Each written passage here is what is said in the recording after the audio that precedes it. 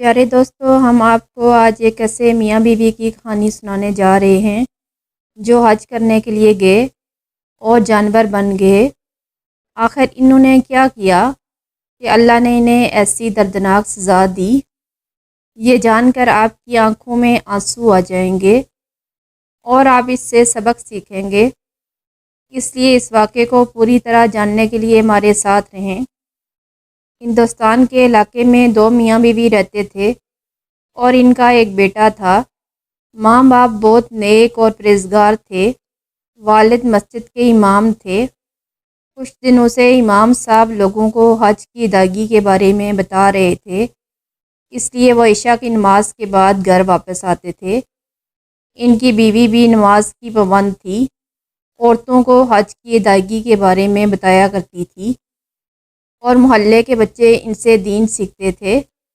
میاں بیوی دونوں نے اپنی زندگی کا آغاز حج کے بعد کیا تھا، کیونکہ ان کا کہنا تھا کہ شادی ہوتے ہی ہمارے گھر والوں نے کہا کہ وہ حج کرنے کے لیے جائیں، اور ان کا پورا خاندان بہت مذہبی تھا۔ جب بھی اپنے بچوں میں سے کسی کی شادی کرتے تو سب سے پہلے انہیں خانہ کعبہ کی زیارت کرواتے۔ یہ اس خاندان کی روایت بن چکی تھی۔ اب ان کا بیٹا بھی جوان ہو گیا تھا اور خوبصورت بھی تھا، لیکن اس کا ذہن بہت آزاد تھا۔ کبھی کبھار وہ اپنے والدین کے کہنے پر نماز پڑھتا تھا، لیکن وہ ان جیسا نیک اور پرہیزگار نہیں تھا۔ نہ ہی اپنے باپ کا کاروبار دیکھتا اور نہ ہی کسی دوسرے کام میں دلچسپی لیتا، حالانکہ اس کے والدین نے اسے بہت اچھے طریقے سے پالا تھا۔ بچپن میں نماز کا پابند تھا، قرآن پاک کی تلاوت کرتا تھا اور اللہ کی عبادت کرتا تھا۔ جیسے ہی بڑا ہوا دوستوں کے درمیان بیٹھنے لگا، آہستہ آہستہ بچپن کی ساری عادتیں چھوٹ گئیں۔ اب تو نہ ہی نماز پڑھتا اور نہ ہی قرآن پاک پڑھتا۔ ایک دن محلے کی ایک عورت ان کے گھر آئی اور ادھر ادھر دیکھ رہی تھی۔ امام صاحب کی بیوی نے اس عورت سے چائے کا کہا اور اس نے کہا کہ میں یہاں کھانے پینے نہیں آئی ہوں، بلکہ آپ کے پاس اس لیے آئی ہوں۔ اس نے کچھ کہنا چاہا اور شرماتے ہوئے کچھ نہ کہہ سکی، کیونکہ پورے علاقے کو معلوم تھا ان کا پورا خاندان بہت متقی اور پرہیزگار ہے، اس لیے وہ عورت کچھ کہنے سے ڈرتی تھی۔ آپا جی نے اس کی طرف دیکھا اور کہا کہ آپ کیا کہنا چاہتی ہیں؟ میرے بیٹے نے آپ سے کچھ کہا ہے؟ عورت نے کہا کہ مجھے کچھ نہیں کہا، لیکن وہ اپنے دوستوں کے ساتھ کچھ عجیب باتیں کرتا ہے۔ میں جانتی ہوں کہ آپ کا بیٹا بہت اچھا ہے اور آپ کا خاندان بھی بہت نیک ہے۔ آپا جی نے کہا کہ بہن آپ کیا کہنا چاہتی ہیں؟ عورت نے کہا کہ کئی دنوں سے وہ اپنے دوستوں سے مل کر محلے کی نوجوان لڑکیوں کے گھروں پر پتھر پھینکتے ہیں۔ ایک لڑکی یونیورسٹی جا رہی تھی اور اس کی چادر کھینچی تو اس لڑکی نے آپ کے بیٹے کے منہ پر تھپڑ مارا۔ آپ اسے سمجھائیں کہ ایسے دوستوں سے دور رہے۔ پھر یہ کہہ کر وہ عورت چلی گئی اور مغرب کی نماز کے بعد آپا جی بیٹھ کر دروازے کی طرف دیکھ رہی تھیں۔ امام صاحب آئے اور کھانا کھایا۔ پھر آپا جی نے کہا کہ ہمارا بیٹا بڑا ہو گیا ہے، ہمیں اس کی شادی کرنی چاہیے۔ آپ جانتے ہیں کہ وہ آپ کی طرح 5 وقت کا نمازی بھی نہیں ہے۔ آپ اس کا اچھا رشتہ تلاش کر لیں تاکہ وہ فوراً خانہ کعبہ کی زیارت کر لے اور اسی سال حج بھی کر لے، اور اس طرح یہ دوستوں سے بھی دور رہے گا اور اپنے گھر کی ذمہ داریاں بھی سنبھال لے گا۔ امام صاحب نے کہا کہ ٹھیک ہے، میں ابھی مصروف ہوں، آپ خود کسی سے بات کریں۔ پھر آپا جی نے ایک رشتے والی عورت سے بات کی۔ آپا جی نے کہا کہ مجھے کسی خوبصورت اور نیک اور دیندار لڑکی کا رشتہ کروائیں، اور اس عورت کو رقم بھی ادا کی۔ اس نے ایک رشتہ بتایا، رشتہ طے ہو گیا۔ جوڑے تو جنت میں بنتے ہیں۔ آپا جی نے ان کی شادی کر لی اور دونوں میاں بیوی بہت خوش تھے۔ اب ان کے والدین ان کو حج پر بھیجنا چاہ رہے تھے، لیکن ان کا بیٹا اور بہو کتنے بد نصیب تھے، وہ وہاں نہیں جانا چاہتے تھے جہاں پوری دنیا جانا چاہتی تھی۔ ان کی بہو نے کہا خانہ کعبہ تو ہم بعد میں بھی جا سکتے تھے، ہمیں تو لندن یا پیرس بھیجنا چاہیے تھا، لیکن ان کے بیٹے کو اپنے گھر والوں کا دستور معلوم تھا کہ فوراً شادی کے بعد ہمیں خانہ کعبہ کی زیارت کرنی ہے۔ جب اس کی ماں مسکراتی ہوئی 2 ٹکٹ لے کر آئی اور کہنے لگی کہ بیٹا آپ دونوں بہت خوش نصیب ہیں، اللہ نے آپ کو حج کی سعادت عطا فرمائی ہے۔ جب ہماری شادی ہوئی تھی تو ہمیں بھی پہلے حج کی سعادت نصیب ہوئی تھی، اور آپ لوگ بھی حج کی سعادت حاصل کرنے جا رہے ہیں، ورنہ ہمارے خاندان کے اکثر افراد نے سب سے پہلے عمرہ ادا کیا۔ اب آپ لوگ اپنا سامان باندھ لیں۔ دونوں میاں بیوی سامان لے کر ایئرپورٹ پہنچ چکے تھے اور جہاز میں سوار ہو گئے۔ سب حجاج کے ہاتھ میں تسبیح تھی، کسی کے ہاتھ میں قرآن پاک تھا، کوئی اللہ کا ذکر کر رہا تھا، اور یہ دونوں میاں بیوی اونچی آواز میں باتیں کر رہے تھے۔ سب اسی فلیٹ میں حج کرنے جا رہے تھے۔ سب انہیں عجیب نظروں سے دیکھ رہے تھے، لیکن وہ دونوں اپنے آپ میں مگن تھے، ان کو کوئی پرواہ نہیں تھی۔ جب وہ ہوٹل پہنچے تو وہاں موجود تمام لوگ ان سے بہت تنگ تھے۔ ان لوگوں کا کہنا تھا کہ ان دونوں میاں بیوی کی حرکتیں اور باتیں بہت عجیب ہیں، ان کی آوازیں ہوٹل کے کمروں میں گونجتی رہتی، اس لیے ہوٹل کے سبھی لوگ ان دونوں میاں بیوی سے بہت تنگ تھے۔ آس پاس کے لوگوں نے بتایا کہ یہ دونوں میاں بیوی بہت بدتمیز و بد اخلاق ہیں۔ اس کی بیوی پردے میں تھی، لیکن پردے میں بھی برہنہ تھی، اس کا پردہ تقریباً نہ ہونے کے برابر تھا۔ اس نے لباس بھی اس طرح کا پہن رکھا تھا کہ ایسا نہیں لگتا تھا کہ وہ یہاں حج کرنے آئی ہے۔ اس نے جو برقع پہن رکھا تھا وہ اتنا چست تھا کہ اس لڑکی کے خد و خال نظر آ رہے تھے۔ اس لڑکی نے بھی فیشن کے طور پر عبایا پہنا ہوا تھا، اور سب نے ان دونوں میاں بیوی کی طرف دیکھا، کیونکہ یہ دونوں میاں بیوی فیشن کے ساتھ ساتھ بے شرمی کی بھی حد عبور کر گئے تھے۔ ادھر وہ ایسی باتیں کر رہے تھے کہ جو باتیں تنہائی میں کی جاتی ہیں۔ اب لوگ ان کی طرف دیکھ رہے تھے اور ان سے بہت تنگ تھے۔ حرم شریف کے اندر جاتے ہوئے اس لڑکی کے الفاظ اتنے زور سے گونجے کہ لوگوں نے بڑی مشکل سے اسے روکا اور ان دونوں میاں بیوی کو دیکھنے کے لیے پلٹ گئے۔ ان دونوں میں کوئی شرافت باقی نہیں رہی تھی۔ خانہ کعبہ کے ہونے کے باوجود وہ ایسی حرکتیں کر رہے تھے، پھر بھی ان کے دل میں خدا کا خوف نہیں تھا۔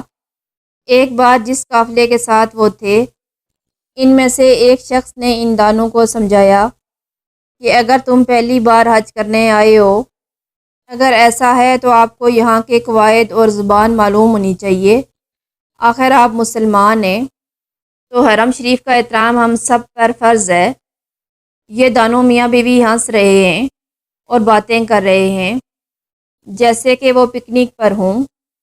یہ الفاظ میاں بیوی دونوں کو ہی جلا رہے تھے، جیسے آگ لکڑی کو جلا دیتی ہے۔ دونوں اس شخص سے بدتمیزی کرنے لگے اور جھگڑنے لگے، تم ہمیں کیوں بتا رہے ہو؟ اور ہاں، ہمارے باپ نہ بنو، ہم نے تم سے کہا تھا کہ ہمیں نصیحت کرو۔ دیکھو، تم جا کر مسجد کے امام سے ملو اور پہلے اپنے گناہوں سے درگزر کرو، پھر دوسروں پر نظر رکھ کر بات کرو۔ یہاں سے جانے کے بعد یہ دونوں تالیاں بجا کر ہنسنے لگے۔ اب بہت سے لوگ ان کی حرکتوں سے خاموش تھے۔ ان لوگوں نے نہ نماز پڑھی اور نہ ہی کسی قسم کی زیارت کا شوق تھا۔ ان کے گھر والوں نے زبردستی رخصت کیا اور ان کے آس پاس کے لوگ ان سے کافی پریشان نظر آئے۔ کسی نے خواب میں بھی نہ سوچا ہوگا کہ ان کے ساتھ ایسا ہو سکتا ہے۔ یہ دونوں میاں بیوی صرف دولت کے بارے میں جانتے تھے۔ ان کا خیال تھا کہ اگر ہمارے پاس دولت ہے تو ہم سب کچھ خرید سکتے ہیں، لیکن کیا ہوا ان کے ساتھ یہ دیکھ کر سب لوگ چیخ پڑے۔ پھر ایک دن ایسا ہوا کہ موسم بہت خوشگوار تھا۔ آج ہی صبح سویرے طواف کے لیے نکلے۔ یہ دونوں بھی صبح ہوٹل سے حرم شریف کی طرف پیدل جا رہے تھے۔ اس کی بیوی نے کہا کہ آپ کا خاندان بھی بہت عجیب ہے، شادی کے فوراً بعد انہوں نے ہمیں یہاں زبردستی بھیج دیا۔ اس کے شوہر نے کہا کہ میں صرف اپنے خاندان کے قوانین کو نبھا رہا ہوں، ورنہ یہاں میں بھی نہیں رہنا چاہتا۔ بعد میں ہم دونوں یہاں سے کہیں اور چلے جائیں گے۔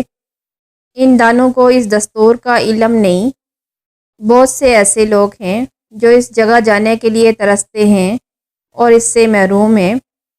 یہ دونوں ابھی راستے میں ہی تھے کہ حرم شریف آنے میں ابھی کچھ وقت باقی تھا۔ راستے میں انہوں نے بہت سے لوگوں کو بھیک مانگتے ہوئے دیکھا، جن میں بہت سے بچے بھی تھے، بوڑھے بھی تھے، عورتیں بھی تھیں۔ بچے ان دونوں میاں بیوی کے پاس آئے اور ہاتھ پھیلا کر کہنے لگے کہ ہمیں کچھ پیسے دے دو، ہم نے صبح سے کچھ نہیں کھایا۔ انہوں نے بچوں کو دھکا دیا اور آگے بڑھ گئے۔ ایک بیکاری بڑی مشکل سے اپنے آپ کو گھسیٹتا ہوا ان کے پاس آیا، کیونکہ اس کی دونوں ٹانگیں کٹی ہوئی تھیں اور اس کا ایک بازو کٹا ہوا تھا۔ وہ صرف ایک بازو سے خود کو گھسیٹ رہا تھا اور ان کے پاس آیا اور کہنے لگا کہ مجھے کچھ صدقہ دے دو، اور پھر نہیں دیکھا کہ فقیر نے کس طرح خود کو مزید گھسیٹ لیا اور اس کے پاؤں پکڑ کر کہا کہ مجھے کچھ خیرات دو۔ جیسے ہی لڑکے کو معلوم ہوا کہ بیکاری نے میرے جوتوں پر ہاتھ رکھا ہوا ہے، اس نے زور سے اس کا ہاتھ پکڑا اور اسے جھٹک دیا۔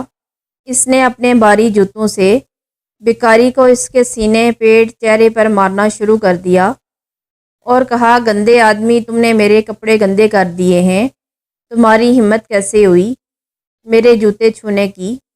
میرے جوتے اپنے کندھوں پر رکھو اور بوڑھے بیکاری میرے جوتے صاف کرو۔ بیکاری رو رہا تھا، اس کا ایک ہی بازو تھا اور اس کمینے نے اپنا جوتا اس کے اوپر رکھا ہوا تھا اور وہ چیخ رہا تھا کہ میں تمہارا ہاتھ کاٹ دوں گا۔ آخر وہ ایک غریب بیکاری تھا، اس پر بہت تشدد کیا۔ اس کی بیوی نے کہا، چلو اس گھٹیا انسان سے الجھنے کا کوئی فائدہ نہیں، یہ بہت گھٹیا لوگ ہیں۔ ان کے ارد گرد بہت سے لوگ جمع ہو گئے تھے۔ انہوں نے انہیں روکنا چاہا، لیکن ان کی بدتمیزی دیکھ کر پیچھے ہٹ گئے۔ لوگوں کو دیکھ کر انہوں نے گالیاں دینا شروع کر دیں۔ قسم کھاتے ہوئے غصے میں حرم شریف میں داخل ہونے والے تھے، اچانک وہ درد سے چیخنے لگا، اور جیسے ہی اس نے حرم شریف کے اندر قدم رکھا تو اس کے ہاتھ پاؤں مڑ گئے۔ لوگ اس لڑکے کی چیخیں سن رہے تھے اور اس سے پوچھنے لگے کہ اسے کیا ہوا ہے، لیکن اس نے انہیں بتانے کی بجائے چیخنا شروع کر دیا اور وہ فرش پر گر پڑا۔ دیکھتے ہی دیکھتے اس کی شکل بدل گئی اور وہ ایک عجیب جانور بن گیا تھا۔ اس کی ٹانگیں بھی مڑ چکی تھیں اور وہ اٹھنے اور چلنے کے قابل بھی نہیں تھا۔ اس کی حالت دیکھ کر اس کی بیوی اس کے پاس گر پڑی۔ اس نے اسے اٹھانا چاہا، مگر یوں لگتا تھا جیسے اس کی زبان بند ہو گئی ہو۔ وہ روتی ہوئی اپنے شوہر کے پاس جانا چاہتی تھی، لیکن اگلے ہی لمحے اس کے بھی ہاتھ مڑ گئے اور وہ چار ٹانگوں کے ساتھ کسی جانور کی طرح چل رہی تھی۔ وہ دونوں حرم شریف کے اندر جانوروں کی طرح پڑے ہوئے تھے۔ آدمی مکمل طور پر جانور بن چکا تھا اور اس کی بیوی آدھی انسان اور آدھی جانور تھی۔ اس لڑکے کا پورا جسم سفید ہو چکا تھا۔ وہ دونوں میاں بیوی باتیں کر رہے تھے، لیکن معلوم نہیں کہ وہ کس زبان میں بات کر رہے تھے۔ کسی کو کچھ بھی سمجھ نہیں آ رہا تھا۔ وہاں کے لوگوں نے جلدی سے خادمین کو بلایا۔ خادمین نے انہیں اٹھایا اور اسپتال لے گئے۔ ان کو دیکھ کر سبھی لوگ توبہ استغفار اور معافی مانگنے لگے۔ کسی کو معلوم نہ تھا کہ ان دونوں کے ساتھ ایسا کیوں ہوا۔ ان کے ساتھ آنے والے لوگ کہہ رہے تھے کہ ان پر اللہ کا عذاب نازل ہو گیا ہے۔ چند گھنٹوں کے بعد میاں بیوی دونوں عبرت کا نشان بن گئے اور وہ دونوں اذیت میں مر گئے۔ تمام مکہ کے لوگ دور دور سے ان کو دیکھنے کے لیے آتے تھے۔ ہر کوئی اپنے ساتھ آنے والے قافلے کے لوگوں سے پوچھتا تھا کہ آخر ان کے ساتھ ایسا کیوں ہوا۔ ان کی حقیقت سب کے سامنے اللہ تعالیٰ نے ظاہر کر دی کہ وہ لوگوں کے ساتھ کس طرح بدتمیزی کرتے تھے۔ اور کس طرح ایک بے بس فقیر پر ظلم کرتے تھے۔ جب اللہ تعالیٰ اپنے بندے کی رسی کھینچنے پر آتا ہے تو ایک پل بھی نہیں لگاتا۔ پورے مکہ میں یہ خبر آگ کی طرح پھیل چکی تھی اور لوگ انہیں دیکھ کر کانوں پر ہاتھ رکھ کر استغفار کرنے لگے۔ پیارے دوستو، حج کرنا ہر کسی کے نصیب میں نہیں ہوتا، کیونکہ جو شخص یہ سمجھتا ہے کہ وہ کعبہ جا کر حج کرے گا، اس کے پاس دولت ہے، وہ غلطی پر ہے۔ اور جو یہ سمجھتا ہے کہ میرے پاس پیسے ہوں گے تو میں حج کروں گا، یہ بھی غلطی پر ہے، کیونکہ اللہ تعالیٰ اگر چاہے تو غریب انسان کو بھی حج کروا سکتا ہے، اور اگر اللہ تعالیٰ نہ چاہے تو ایک امیر آدمی بھی خانہ کعبہ جا کر حج کی سعادت سے محروم رہ سکتا ہے۔ اللہ تعالیٰ ہم سب کو حج کرنے کی سعادت نصیب فرمائے اور ہم ہر طرح کی غلطیوں سے محفوظ رہیں اور باقی زندگی پاک گزاریں۔ آمین یا رب العالمین۔